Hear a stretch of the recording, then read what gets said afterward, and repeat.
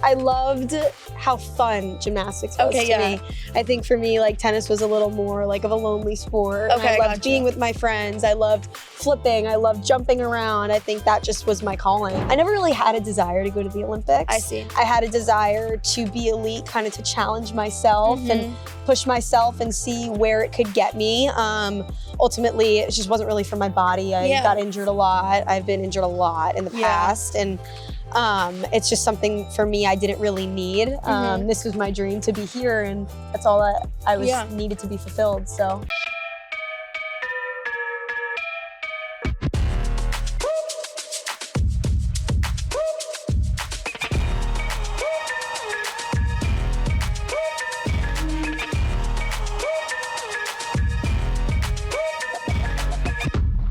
What's up, guys? Angel here. You're watching A2 on Champ Media. Now, today we have a very special guest, senior on women's gymnastics, Farah Lipetz. Farah, thank you for joining us. Thank you so much for having me. I'm so excited. I'm so excited to interview you. I'm actually so excited.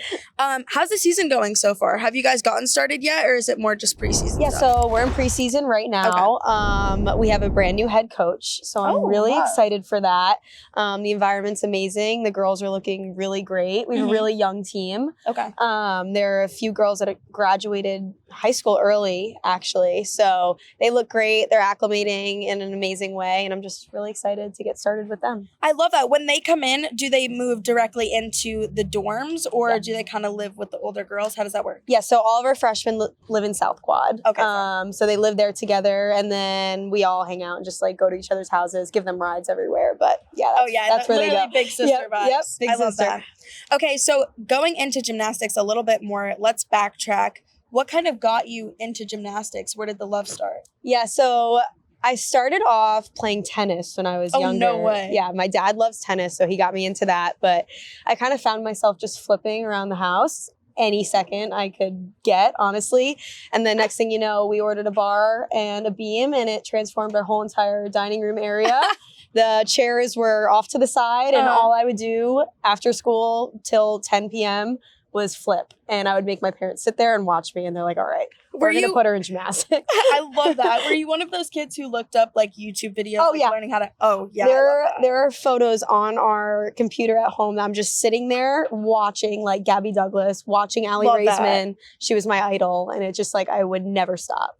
Never stop. The concept of gymnastics is so crazy to me because like in what world is the body able to flip onto like a little tiny beam? It's so crazy to me. Like I was so that kid too, like just love flipping around the house, but put a beam in front of me and I'm running away. Oh yeah. Like it's horrifying. Yeah, it's like it's natural now to me. I think it's just been my life for as long as I could remember, and that's just what I know. Yeah, honestly. It's like muscle memory now. It's muscle memory. Yeah. Was it scary starting out? Like, okay, the concept of being on a high beam and getting higher up, like, do you feel like even now as you get older, does it get scarier? Or is it literally, like you said, muscle memory forever? It's like muscle memory forever, yes. But I think when I was younger, honestly, it was less scary because it was like sometimes when you're young, you're fearless. You just go and you do it. Yeah. And then you get comfortable when you're young. So it kind of takes you forward in your journey. I mean, yes, it's scary, but you just have to trust your body and trust the muscle memory. So that's how I look at it. So when you got to college, do you feel like you would ever try tennis again? No. Was it done? No, yeah. I liked it. I loved how fun gymnastics was to me.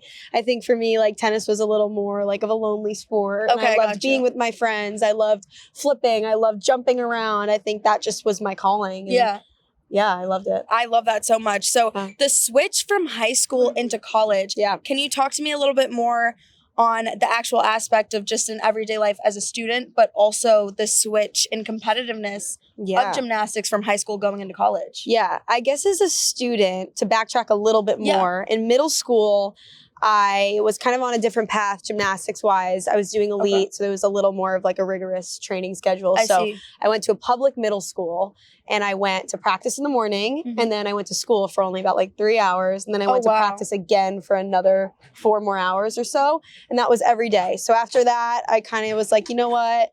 I committed to Michigan. I'm going to go to high school, a public high school. I went half day, so I got all of my like credits, everything I needed done, and then I went to gymnastics. It wasn't very intertwined. Okay. It was like there was high school and then there was gymnastics. Here, everything kind of builds off of each other. I see. So I get help academically. I get help mentally. I get help in every aspect all together. Whereas in high school, it was kind of like I had my high school life and then I had my gymnastics life. You. As far as competing goes, though, I say this all the time. It's very much gymnastics is very much of an individual sport, but it is a team sport. So in high school, I was competing for myself, not really for my team. I was competing for myself. I was competing to get to Michigan. I was competing to make a name for myself. But here, you come in, you have a team, everything is for the team. Nothing is really about you. I mean, it's about you, but in the grand scheme of things, you want what's best for the team. Absolutely. So you're competing for 20 other girls watching you. You're not just competing to get to that next spot. You're competing for them and for everybody else. Yeah. So I think that has been the biggest change, but I love it because you have a whole family and you have everybody that's there to support you and everybody's there to guide you along your way. So absolutely. I love that aspect of it. I love that so much. And you talked about committing to Michigan. How old were you when you committed to Michigan? I was 13. Wow. So you knew you were coming here for a long time. Oh, yeah. Dream school. That's so crazy. And you're from New York. Yes, I'm from New York. So a lot of people come in from Michigan. Yeah. Did you have friends who went to high school with you or even gymnastics that also came to Michigan as well? Yeah, so I had friends. So I moved a little bit throughout in New York when I was younger. Okay. I lived in a town where a lot of girls are actually at Michigan now. So the girls I went to elementary school with, I see now. Okay, which is funny. But no one from my high school. I was the only one in my class who went to Michigan. Love that. Gymnastics is a small world, though, so I knew all the names. Yeah. We knew each other from competitions, but once we got here, it was just like instant family. Yeah, literally close. Which is great. Yeah. I love that. And so now coming to college, you came, I think it was 2 years after the switch when NIL was welcomed. And as you know, like one of the highest earners within NIL was a gymnast herself, Livvy Dunne. How did you feel? We'll talk about just NIL as its own entity first. How do you feel about NIL and how it's benefited you coming here? Yeah, NIL is crazy because it changes and evolves every single day. That's so true. Since I got here, there were so many gaps and so many things that nobody really knew about for NIL, and it's evolved in so many ways that I think are positive. I think within Michigan athletics, there have been new people employed for NIL for that reason. Yeah. And we've had these resources to reach out to them and for them to help us. Last year, I've been in a committee I'm president now of called SAC. So my junior year, I was like head of the NIL subcommittee. Okay. So I helped with deals. I like helping with deals for my team. And I think as long as you utilize your resources and you're able to do cold outreach to people and you're able to kind of be aggressive with what you want, I think all of those resources will benefit you in the long run. But yeah, as long as you utilize that and you know what you want out of NIL and you have your niche and you have your thing, I think it could help you in the long run. Yeah. I love it. So you kind of work a little bit more on the back end of NIL where you like are the entity helping connect NIL as opposed to using it more as like I'm posting videos with NIL. Yeah, I like to do a little bit of both. A little bit of both, yeah. That's so cool. And then talking a little bit more about the actual gymnast Livvy Dunne, do you feel like Livvy Dunne has kind of helped the world of gymnastics as a sport? There's a lot of different like controversies with her being more of like an idol in terms of like desire, you know what I mean? And maybe taking the gymnastics aspect out of it and seeing her more as a person and like a desire as opposed to a gymnast.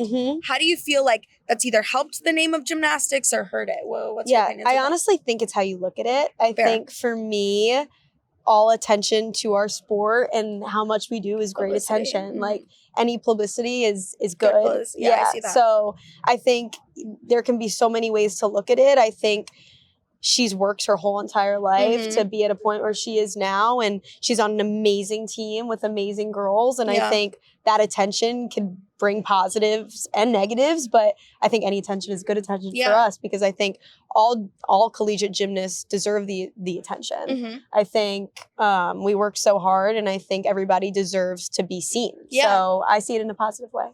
And so I do want to talk a little bit more about you committing at 13. Was there ever a point where you were like, I want to prepare to go to the Olympics as opposed to college. And talk to me a little bit more about that, because we have an Olympic gymnast here, Fred, and there's another one as well. Is there on the men's gymnastics, or is it just Fred? Paul was. Okay. Yeah. So you can do both. Yes. Was that different before? Like, it was kind of like you have to pick one or the other? Talk to me about that for the girls. So it's a little bit different with men's gymnastics. Okay. So I kind of said how my middle school was a little bit different. Yeah. I was on a track, like an elite track.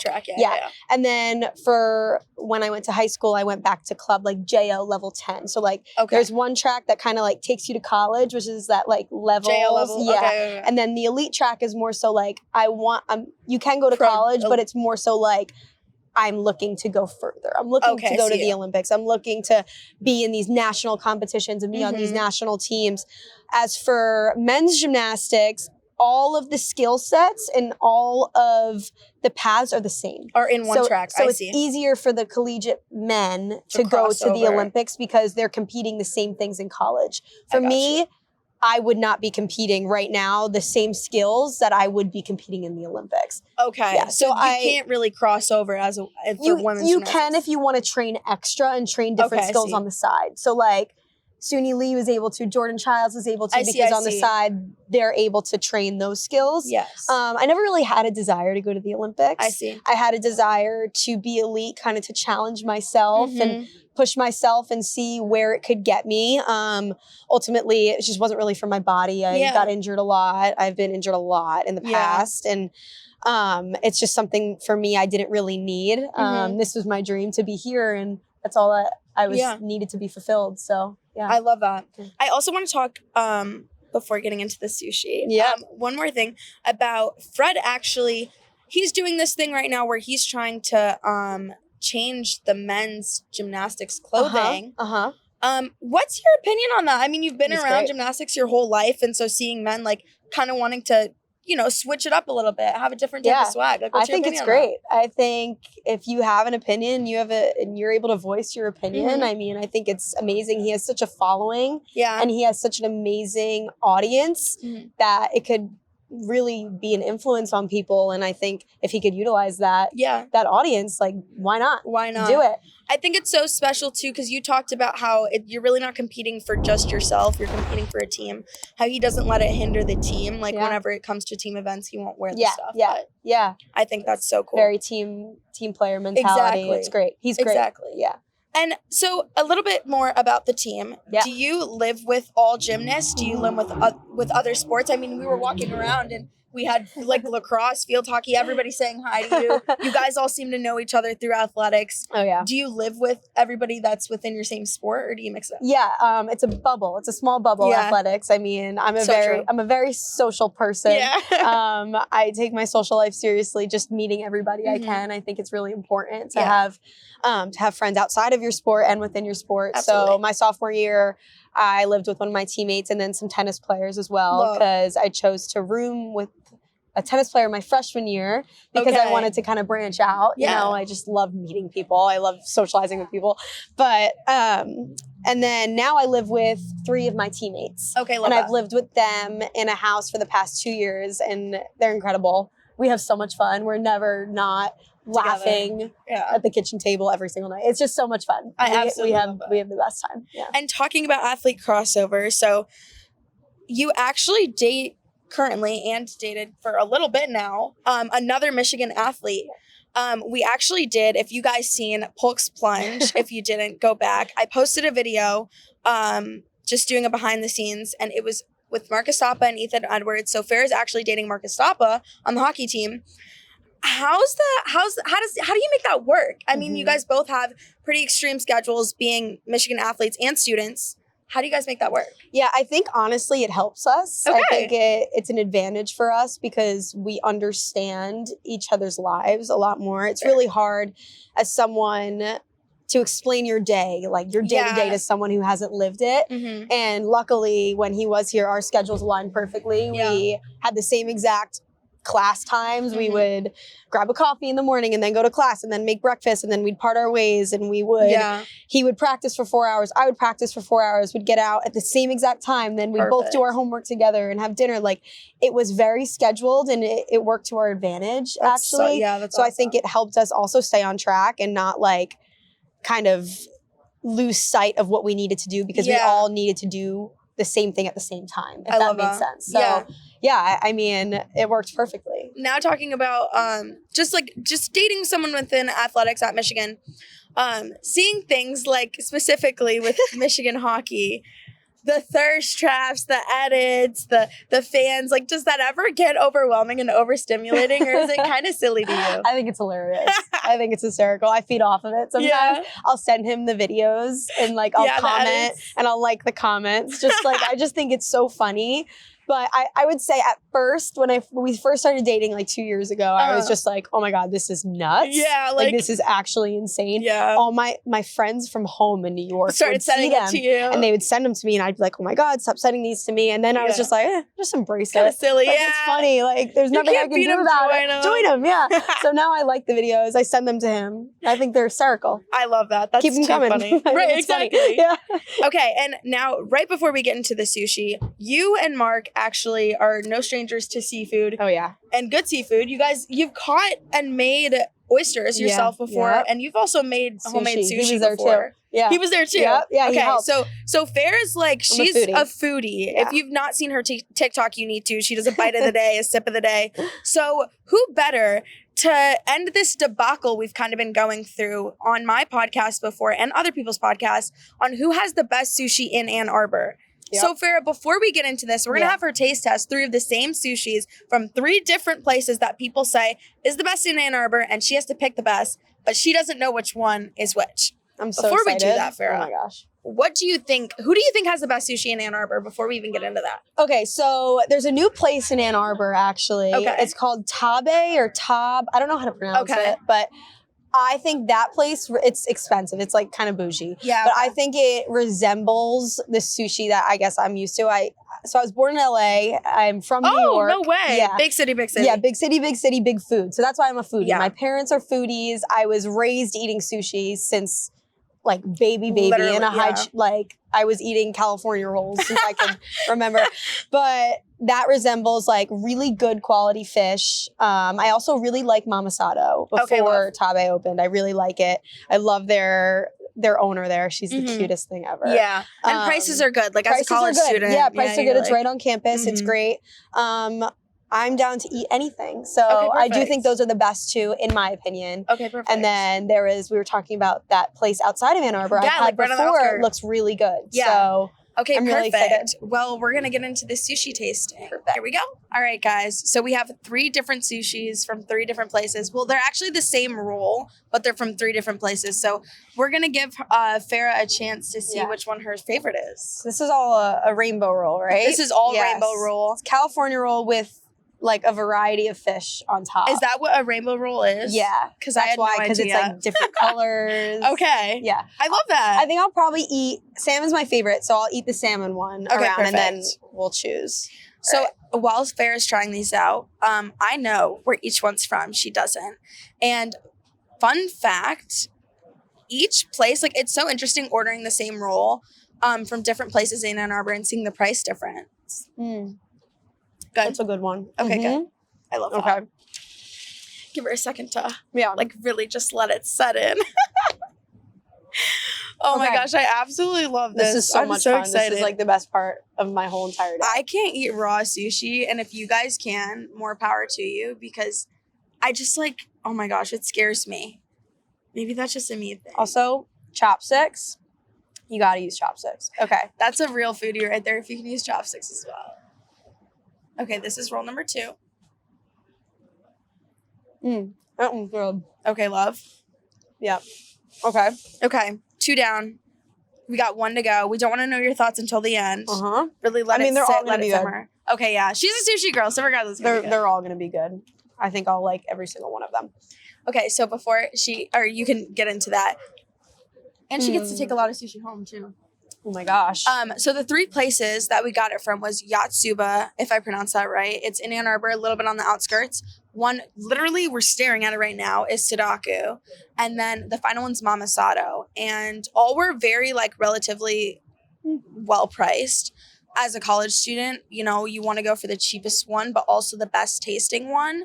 So if you can get a little mix of both, that's always great. So I'll let her know which one's which. Okay. I have to think here. Okay. I'm torn between these two. Okay, I love that. Okay. I'm thinking again. And have you tried Sudaku before or no? I have. Okay. So the big thing with me for sushi is rice ratio. Okay. Like in New York or whatever is like the best ones like have the smallest amount of rice. Like a bug. Yeah, this bug is smallest amount of rice. Okay. So okay. Oh my God, this is actually really hard. That's so funny because I like the rice, but I think I just don't like the actual sushi part. You don't like the sushi part of it? Yeah, that's valid. I'm cheating. Yeah. Okay, I think this is the Yotsuba one. Yes. Yeah? Was I right? Just because it was packaged more bougie, huh? No, the fish looks different. Oh, like you can tell, and then they used a different crab in it. And I feel on the inside. On the inside. Okay, I see. Okay. So I'm kind of torn here. I have a feeling this is Mamasato. That is Mamasato. Yes. And this one is Sudaku. And that's Sudaku. Yay. That's a real foodie right there. First we have Mamasato. What was your rating for Mamasato? I'd give Mamasato. I'm gonna be like exact here. Okay. I'm gonna say like 9-1. 9-1. I like that. Mm-hmm. Very specific. Yeah.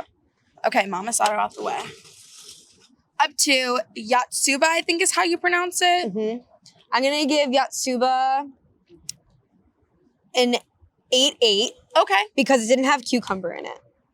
You can taste the difference, really? Yeah. There's okay, like a crunch. Oh, yeah, true. I'm so insane. True. She's a very big foodie. I'm like actually nuts. Okay, 8-8 for Yotsuba. Okay, and then I'd say Sudaku. I'd give like an 8-5. Okay. Yeah. So it's like right under that one. Yep. Yeah. Why is that one an 8-5? I think there's too much rice. Oh, right. The ratios. Big ratio, girl. Okay, so which one is your favorite? Okay. I think Mamasato is my favorite one, honestly. So, fun fact, I'm so happy you said that. Have you ever had Totoro too? Because that's a big controversy too. Yes, I have had Totoro. I think their rice ratio is off. Okay. I do. Wait, guys, I'm not a big sushi person, but I like shrimp tempura. I love shrimp tempura. Okay, perfect. Yeah. The raw, I think it just scares me a little bit. I think I like Mamasato too because they have the most inside. Like there's it's more really packaged well. Yeah. See, I got in an argument. I think it was with Riley or Avery on both cheer girls. They love Totoro. The cheer girls. They love it. Totoro. Well, they get the big boats, so it's fun. It's so much fun. Okay, yeah, that's fun. But I think we may have to put to bed that Mamasato is really up there, and the price, like I was saying, it's so good. I gotta say that's the best one. Okay, definitely. Well, it's settled. So Riley, Avery, if you're seeing this, Mamasato is on top. Well, we didn't have Totoro, but we didn't have Totoro. For me, Mamasato's on top. Okay, I agree with you. Okay, wait, I agree with you. Girl after my own heart. And you got it from a New Yorker herself, so that's all I can say. Well, Farah, thank you so much for joining. We had so much fun. Make sure you guys check out other podcasts on Champ Media. This is A2 with Angel. Thank you so much for watching, and go Blue! Go Blue!